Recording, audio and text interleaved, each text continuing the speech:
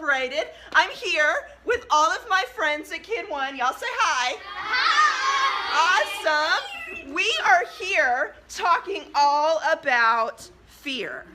So, because all month we're talking about being fear incorporated, because we're going to talk about how we can have courage to overcome our fears. Because in fact, that's our life app for the month. You guys ready to see it? Yeah. It's going to show up on the screen behind us, and it's going to have our life app. A life app is something that God does in us to change us and the world around us. And that's our theme. We're talking about fear, taking your first step towards courage.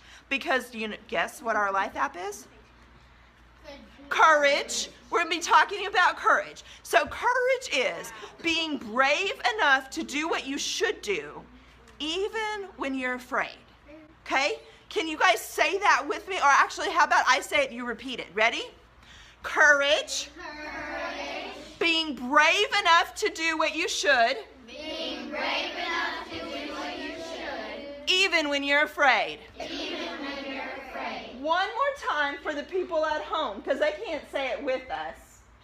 But let's say it. Ready? Courage. Courage. Being brave enough to do what you should do. Being brave enough to do what you should do. Even when you're afraid.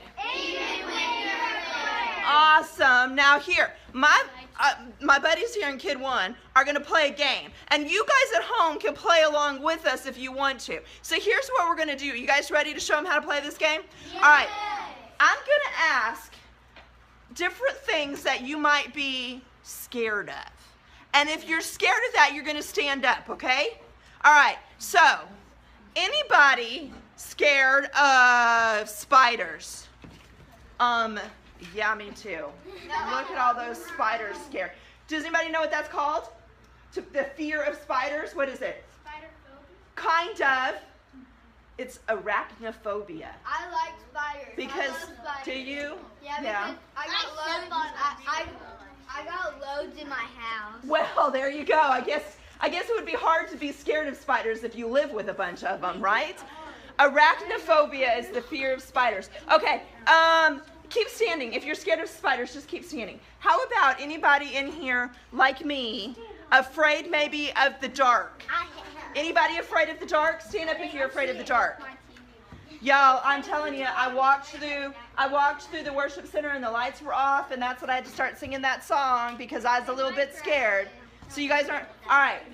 How about scary movies? Anybody, scary movies kind of freak you out a little bit? Yeah, we watched one last night. We watched one last night, and I was not happy until I found out it wasn't really as scary as I thought it was. How about sharks? Anybody scared of sharks? Yep. Well, you know what? Those of you who are still sitting down are either not telling the truth, or maybe you guys should be the ones in charge of this YouTube show, because you guys are obviously way braver than the rest of us. But most of us, you guys can have a seat. Most of us have fear of some kind or another, don't we? Yeah. Everybody's scared of something. But this month, Cole, all this month, we're going to be talking about how we can have courage to overcome our fears. So I thought maybe today would be a good day for us to conquer one of our fears. And it is the fear, let me see, I wrote it down because I can't remember what it was called. It is the aquaphobia. Anybody know what aquaphobia is? It's spiders. No, that's arachnophobia. Somebody said it. What is it? It is. Aquaphobia is fear of the water. Anybody scared of water? Like no. Your dog is? Yeah, a lot of dogs are scared of water. Kind of? Yes. It's not that I'm scared of taking showers, because obviously that's okay. And it's not that I'm scared of taking baths, because like you could see the bottom. And I'm not even scared of the swimming pool. It's the water, the murky water when you can't see what's underneath. There was a movie, I don't watch scary movies, but there was a scary movie that came out a long time ago. I have no idea what it was about because I didn't watch it, but it was called What Lies Beneath. Even the name of it kind of scares me. And that's what I think of when I see water that looks kind of like this. What lies beneath that? I can't get in on the camera. Yeah, because that is some freaky looking water. And I'm not sure that I would want to be going into water like that. So here's the deal. I need to know who has the courage, who is brave enough to conquer their aquaphobia and put their feet inside of this murky, scary water, not knowing what lies beneath. Probably, when music like that plays, you know it's not going to end good. All right, let me see. Sydney, you look brave enough. Savannah, sorry. Come on up here. You look brave enough to conquer your fear of aquaphobia. And let me see. I need one more person. How about Michaela? Come on up here. Come on up here. All right, y'all are going to need to take your shoes off because you're going to have to take your shoes off, and you're going to do this one at a time. And so here's what I can tell you this. There are some marbles in there. I don't know what else might be lying beneath that murky water, but I know there's some marbles in there. And what's going to happen, yes, you're going to want to keep your dress out of that because gross. What happened, there's some marbles in there. You're going to get 30 seconds to dig out as many marbles using only your toes as you can. So you're going to take the marble out and put it over here on the ground, all right? I do have some towels because you might get a little bit gross and disgusting. And hopefully not, you know, hopefully you won't get bitten by anything. I don't know. Just saying. All right, who wants to go first? All right. Savannah, not Sydney, Savannah is going to be brave enough to go first. So why don't you go stand right behind it. We're going to say go. You're going to get in that murky water. You are going to get to start digging out some of those marbles. And I'm going to try to do this so that we can see you. All right. Are you ready? Why don't you, on the count of 3. 1, 2, 3, go! Oh, jeez. Oh. Ew.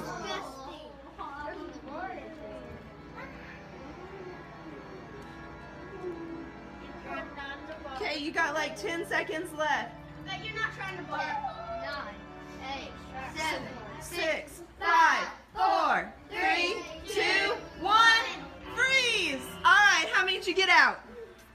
Oh, you got a lot of stuff on that foot of yours. 4 marbles. I see 4 marbles. All right. Good job. Y'all give her a hand. All right. You come over here and you get to use that towel and wipe all of that yuckies off. All right, you ready? All right, come on up here. Okay. When I say go, it's on video for the whole world to see, all right? Wave, say hi, because you're on camera. You're going to get in there and you're going to dig out as many marbles as you can and put it over here on this towel, okay? Are you ready? Are you guys ready? Yeah. Yeah. Here we go. On the count of 3. Ready? 1, 2, 3, go! Get in there. Dig them out. Dig them out.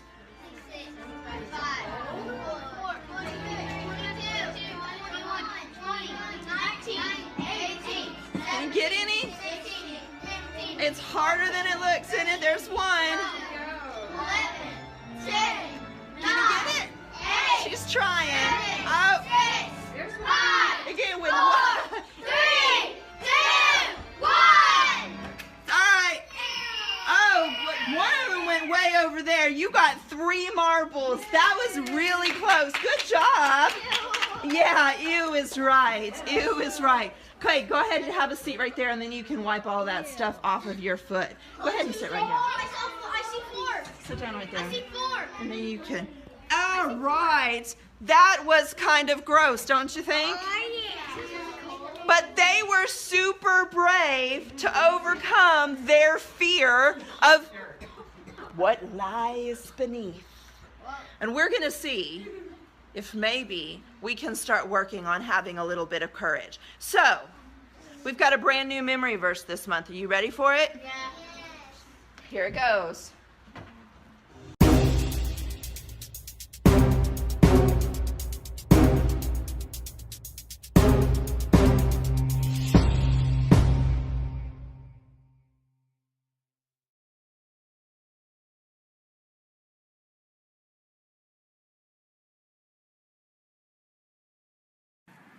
Be strong and brave. Do not be afraid. Do not lose hope. I am the Lord your God. I will be with you everywhere you go. Joshua 1:9. Now those are some things that you might be scared of. I mean, that green thing is kind of scary looking. So, here's what we're going to do. We're going to say the memory verse with our friends. So, the words are up there. You guys can say it. Are you ready? On the count of 3. Here we go.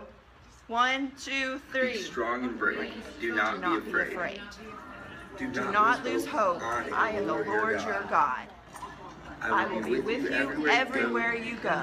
Joshua 1:9. All right, let's put the verse up there and we'll practice it a couple of times and then we'll be as good as he is. You guys ready? Yes. How about I say a phrase, you repeat it?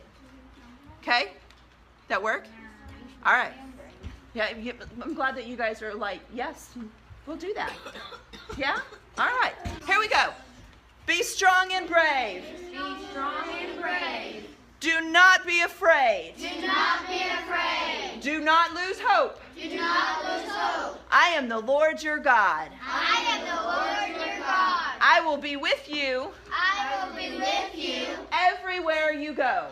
everywhere you go. Joshua 1:9. Joshua 1:9. It's a long verse, but it's got lots of parts. If you took a couple of parts every day, you would have that verse learned in no time. So let's say it together again one more time. Everybody this time. Ready? Be strong and brave. Be strong and brave. Do not be afraid. Do not be afraid. Do not lose hope. Do not lose hope. I am the Lord your God. I am the Lord your God. I will be with you I will be with you everywhere you go. everywhere you go. Joshua 1:9. Joshua 1:9. You guys rock. Awesome job. We're going to pray, and we're going to sing one more song before we get ready for our awesome Bible story. So, we're going to put the camera away. So tell everybody, see you later. See you later. Who was it? You remember? I'll give you a hint. God told him you would be the father of a whole, who was it, Nate? Joseph. Okay, before Joseph even. We're like way back. I think Joseph's great, maybe? Emma? Abraham. And you remember what God told Abraham? He said you're going to be the father of a whole nation, that your great-grandkids are going to be as many as the stars in the sky and the sand on an ocean. You remember that? And then you remember Abraham had a son. What was his name? It starts with an I. Caitlin? Isaac. And then remember, Isaac had 2 sons, but we really talked mostly about the one named Joseph. before Joseph. Jacob. And how many sons did Jacob have? I know last time I was with you, he only had 12. But then last month, did you learn that he had another son after that? A little one, 13. And you remember the youngest one's name? Benjamin, yeah. So Jacob had 13 sons, 12 when we talked about Joseph last week. And then last month, you talked all about the exciting things that God did in Joseph's life. Wasn't that amazing? You remember he got put in the well. his brothers were so jealous of him because he was Jacob's favorite. And he got thrown in the well, and then they decided, we don't want to put him in the well. That's too mean. We'll sell him, and then we'll get rid of him, and we'll get a little bit of extra money. They sold him to the people who were selling the spices, the traveling traders. That's right. And where did they take him? Egypt. And did things go well for him in Egypt? Not really. Some not so good, but God had his hand on Joseph, didn't he? And God made Joseph really high up in the country. And you remember what happened? Joseph stored up a whole lot of what? Food, grain and food. And then you remember the famine came, or there wasn't enough food where Joseph's brothers were, and what did they do? They came to Egypt, and who was there? Joseph. And you remember that exciting story where they saw him and they didn't know it was him? You remember what Joseph had to do? He had to go off and cry a little bit, didn't he? He saw them and he wanted to run out and give them all a hug. He was so excited to see them again because he thought he would never see them again. And the Bible tells us he had to run off and kind of get himself together again, because here he was high up in Egypt and he didn't want them to know quite yet. And he had to come out and be all official and talk to him. And you remember what he told him? He said, go back and get your father and your brother, your baby brother. And they came back. Well, finally Joseph died. Remember how old he was? 110 years old. That was pretty old, wasn't it? And so his whole family is now in Egypt. All 12 of his brothers, his dad, all of their servants, all of their animals, and now they're living in Egypt. Yes, he did. He gave the silver cup to them. So we have the crazy story about Joseph. Now, while Joseph is in Egypt, his family gets really, really huge. Have you ever been to a really big family reunion? Yeah. I have seen people that have T-shirts for their family reunions, so everybody will know who's related. I've not really been to one that's quite that big. I have. But maybe you have, and maybe there were people there, and you were asking your mom and dad, "Who's that? Who's that? Are all these people really related to us?" Well, that's kind of what it was like for Joseph's family. There were so many of them that basically they filled up a whole part of Egypt. So his family's huge. Joseph has now died, and there is a new Pharaoh. Remember the Pharaoh that really liked Joseph? He's dead now. And there's a new Pharaoh, or a new king. And this Pharaoh is not the same as the old Pharaoh that Joseph was friends with. This Pharaoh is not nice at all. In fact, he took all of Joseph's big, huge family and he turned them into slaves. You remember, a slave is somebody that has to work really hard and they don't get paid for it. And you can, in some places, you own that person. So if you're a slave, you can't go where you want or do where you want, what you want, because you are owned by somebody. So all of the Israelites, Joseph's huge family was now called the Israelites. They were all owned by the Egyptians. And maybe you've seen the movie Prince of Egypt, where they're out there and the slave owners, they whip them and they're making them make all these bricks, and they're making them work all the time.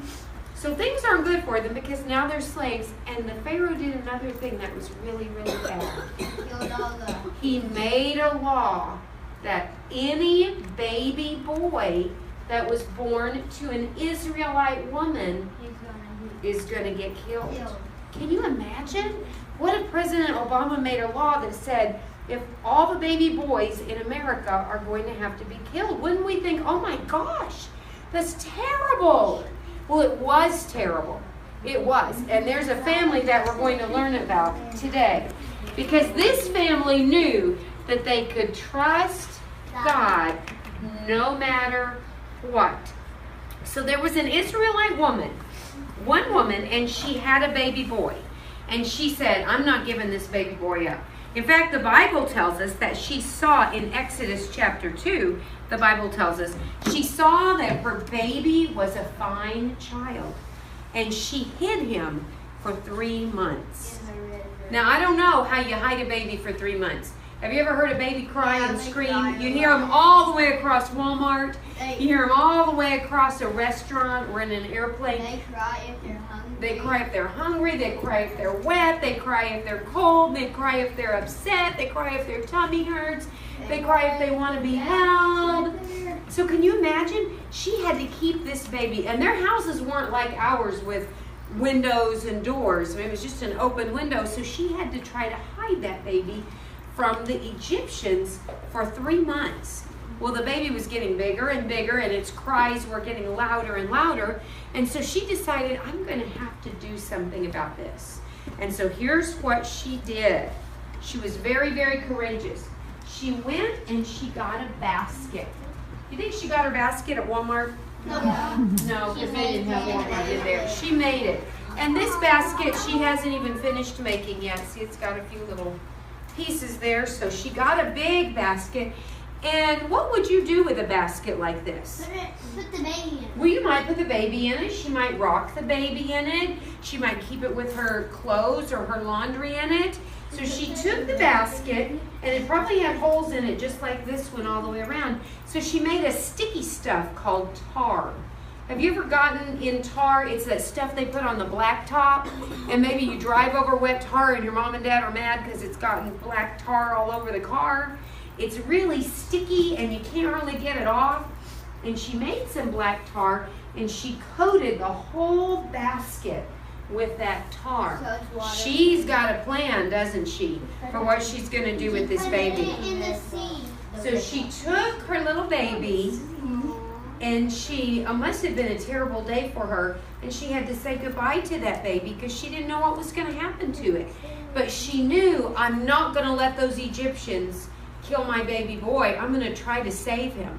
And so she took her baby, and I'm sure she prayed to God and asked God to protect him. And she did the only thing she knew to do. She put that baby in the basket, and she and her daughter Miriam took it out to the Nile River. Now, the Nile River was a big, big river. You might have learned about it in school. Yeah. And it's in Egypt. And part of the river is very dangerous, and it runs very, very fast.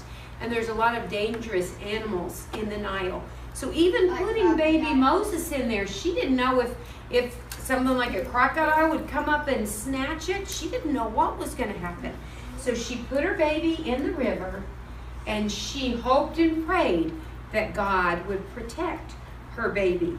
Now Miriam, the sister, she was very courageous too. And the Bible tells us the child's sister wasn't very far away because she wanted to see what would happen. She had courage. What if the Egyptians found her with the baby boy? They would know they broke the law, and she might get in really bad trouble too. Who knows what might happen to her? But they trusted God. So they put the baby in the river, and the Bible tells us that Miriam kind of followed along, and I can imagine she was in the bushes. Have you ever been to a creek or a river, and you know how part of it's in there's bushes? She probably kind of ran along and peeked out and saw, okay, baby Moses, his name wasn't Moses yet, but the baby was okay. And then she probably ran a little further and looked, the baby's okay. And she probably ran a little further, and then she stopped because the baby basket stopped in a very interesting place. It stopped in the river right by Pharaoh's castle. And the Bible tells us that Pharaoh's daughter went down to the Nile River to take a bath. So Miriam was sitting behind the bushes, and she was watching, and there was Pharaoh's daughter in the river taking a bath, and she saw the basket over there, and she told one of her servants, bring me that basket. And Pharaoh's daughter looked in, and there was the baby crying. And the Bible tells us that she took out the baby and held it. She looked at it and she saw this was an Israelite baby. Do you think she thought, uh-oh, my dad made a rule that all these babies have to die? I think she knew that, don't you? But she felt really, really sorry for the baby. And then something happened. You remember Miriam, the baby's sister? She jumped out from the bushes, and I think she must have been scared to death. But she went up to Pharaoh's daughter, and she said, would you like me to find someone to help take care of the baby? Because Pharaoh's daughter didn't have things that she needed to take care of a baby. And Pharaoh's daughter said, yes, would you go find someone that can take care of the baby? And she went and got her mother. And so Pharaoh's daughter paid the baby's mother to take care of him. And she said, I will pay you to raise this baby. And when he gets big enough to leave you, I want him to come live in the castle with me. So the baby's mom got to take care of him, and they got to know that he was safe. And not only was he safe, but he was going to live in the castle. And Pharaoh's daughter named him what? Moses. And Moses got to grow up and live in the castle with Pharaoh's daughter. God had some really, really, really big plans for Moses. Did Moses' mom and sister show a lot of courage? Yeah. Yes. She could have just cried and said, this is the law and I'm so sad, I can't believe this is happening, but she didn't. She trusted God to help her to do what she should do, even when she was scared. What if they had found that this was her baby? They might have killed her too, right? They might have killed Miriam, his sister too. But they did all they could to trust God to save this baby. So our bottom line today is, you can do what you should do, even when you don't know what will happen next. When you're at school or at home, maybe you did something wrong at home, and mom and dad are asking if you did it, and you're thinking, ooh, do I tell the truth, or do I pretend that I didn't do it? That's when we trust God to do what we should do, even when we don't know what will happen next. I don't know if I'm going to get in trouble. Mom and dad might take away my privileges. I might not get to go to this party that I really want to go to. We're going to trust God to do what we should do, even when we don't know what's going to happen next. We're going to trust God that He's going to take care of us. We can trust Him to not be afraid, to have courage to do the right thing, and trust Him no matter what. Let's bow our heads and thank Him. Father, thank you that you are with us, just like you were with baby Moses, and that you are going to take care of us. Help us to be brave in situations where we don't know what's going to happen. We're scared. We don't know for sure how this is all going to turn out. Help us to be brave. Help to take care of us, and help us to know that you love us and you're always going to be with us. Thank you for the Bible and your story of baby Moses and the way you took care of him. And help us to learn so much from him as we learn about what you did in his life. In your name we pray. Amen. Amen.